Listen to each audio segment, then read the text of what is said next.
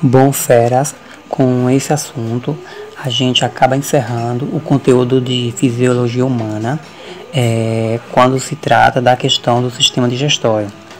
Então, nessa última aula, iremos estudar um pouco sobre as glândulas que são anexas ao tubo digestório.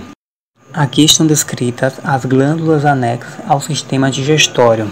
São essas as glândulas e que elas desempenham um papel importantíssimo junto ao sistema digestório, por elas produzirem hormônios, enzimas, compostos químicos, vai fazer um papel importante sobre os alimentos que está sendo ingerido, liberando os nutrientes que são essenciais para as células. Vamos começar falando sobre as glândulas salivares. As glândulas salivares, responsáveis pela secreção da saliva, que umedece o alimento, facilitando sua mastigação e deglutição. A saliva também tem enzimas que atuam na digestão de carboidratos, como a amilase salivar, que atua no amido, transformando em maltose. A maltose é formada pela junção de duas moléculas de glicose. Este açúcar não é encontrado livre na natureza. Ele é obtido por processo de digestão, quando as enzimas que quebram as longas moléculas de amido em pedaços de maltose e, posteriormente, em duas moléculas de glicose, facilitando sua absorção pelo corpo. Então, as glândulas salivares jogam na sua cavidade bucal através de ductos ou canalículos que desembocam em pequenas aberturas na cavidade bucal, que são as papilas. Existem inúmeras glândulas salivares dispersas pela boca e pela língua. A seguir, são destacadas apenas as maiores, como a parótidas, sublinguais e submandibulares. Falando um pouco sobre cada uma. Como vocês podem ver aí na imagem, onde está localizada a parótida. Ela fica situada na frente do pavilhão auricular, quer dizer, na frente do ouvido. Existe um tipo de infecção, que é a cachumba, que muita gente também conhece por papeira, que é causada por um vírus que atinge preferencialmente essas glândulas. Quer dizer que o vírus ele tem afinidade pelas células dessa glândula e pode ser evitada por meio de administração da vacina. Então, quando a pessoa pega a cachumba, ela vai inchar o rosto. Às vezes pode ser só de um lado, ou pode também ocorrer de ser os dois lados. As glândulas sublinguais são glândulas salivares que têm forma de uma pequena amêndoa situada entre o assoalho da boca e o músculo miloióideo. É uma glândula mista, isso quer dizer que ela produz secreção mucosa e serosa, mas com predominância das células mucosas sobre as seromucosas encontradas formando semilua.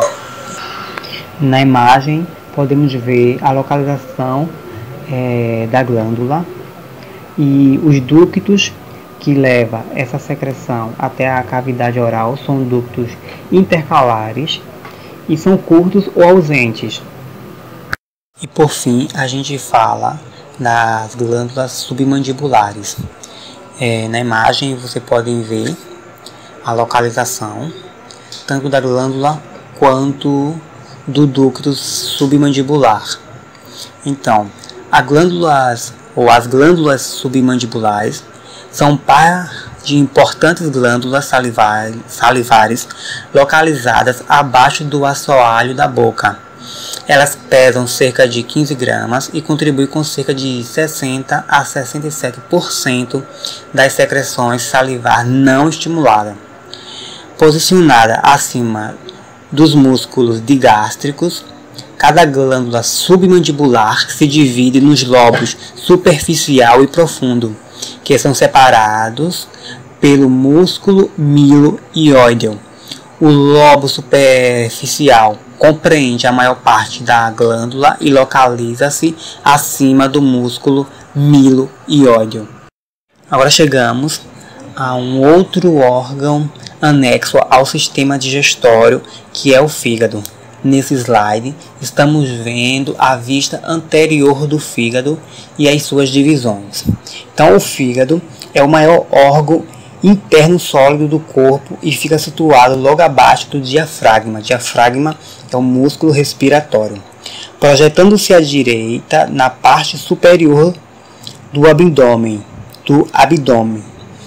Ele é dividido em dois grandes lobos, como podemos ver na imagem, o lobo direito e o lobo esquerdo, separados visivelmente por uma prega de peritônio, que está também demonstrado na imagem, que é chamado ligamento falciforme.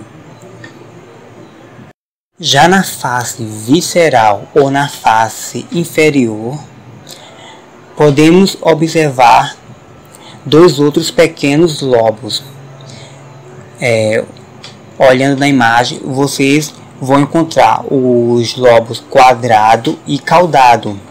Observa-se também os vasos que transitam pela abertura central do fígado, que é o hilo hepático, onde vamos ter a artéria hepática e veia porta, e ainda os ductos biliares, os ductos hepático comum, o ducto cístico e o ducto colédoco, além de grande órgão armazenador de bile, a vesícula biliar. A bile é produzida no fígado, desce pelo ducto hepático comum e penetra pelo ducto cístico na vesícula biliar, onde será armazenada e concentrada. Então, aqui estão descritos algumas funções essenciais do fígado. Temos a função de metabolizar o excesso de glicogênio. Para quem não lembra, o glicogênio é um polissacarídeo de reserva dos animais, sendo encontrado principalmente em células do fígado e musculares. O glicogênio é o principal polissacarídeo de reserva em animais, assim como o amido é das plantas. Ele é um polímero formado por resíduos de glicose unidos por ligações glicosídicas. Também ele vai ajudar a metabolizar ou auxiliar na metabolização de lipídios, aminoácidos e vitaminas, produzir a bile, produzir proteínas para o sangue e também inativar substâncias nocivas, quer dizer, tóxicas. E por fim, vamos ter o pâncreas. O pâncreas encontra-se situado profundamente no abdômen, junto à parede abdominal posterior, envolvido parcialmente pelo duodeno. É chamado de glândula mista porque, além de auxiliar na digestão dos alimentos, também produz hormônios que regulam a quantidade de glicose no sangue. O pâncreas é dividido em porções, como vocês podem ver aí na imagem. A cabeça é a parte maior e mais larga do órgão e fica encravado no duodeno em íntima relação com ele. À esquerda encontra-se o corpo e a cauda do pâncreas. A excreção exócrina do pâncreas é conduzido ao duodeno por canais, dos quais o mais importante é o ducto pancreático principal, que se junta ao ducto colédoco para desembocar na papila duodenal maior. Então, quais são as secreções do pâncreas e quais são as funções? Então, o pâncreas ele vai produzir o bicarbonato de sódio, que vai ajudar a diminuir a acidez do quimo vindo do estômago. Então, ele prepara o órgão para a ação das enzimas intestinais e pancreáticas. A tripsina, que vai ajudar na digestão das proteínas, sendo secretada em uma forma inativa, o tripsinogênio, e ativada no duodeno. Temos a amilase pancreática, que serve para finalizar a digestão do amido, iniciada pela amilase salivar lá na região oral, lá na boca. Temos a nuclease, que vai digerir os ácidos nucleicos, transformando esses ácidos nucleicos em nucleotídeos. E esses nucleotídeos auxiliam nos processos metabólicos, pois eles carregam muita energia. E a lipase pancreática, que aí vai ter a função de digerir algumas gorduras já preparadas pela bile. E assim a gente encerra esse conteúdo, finalizando aqui com os órgãos anexos ao sistema digestório.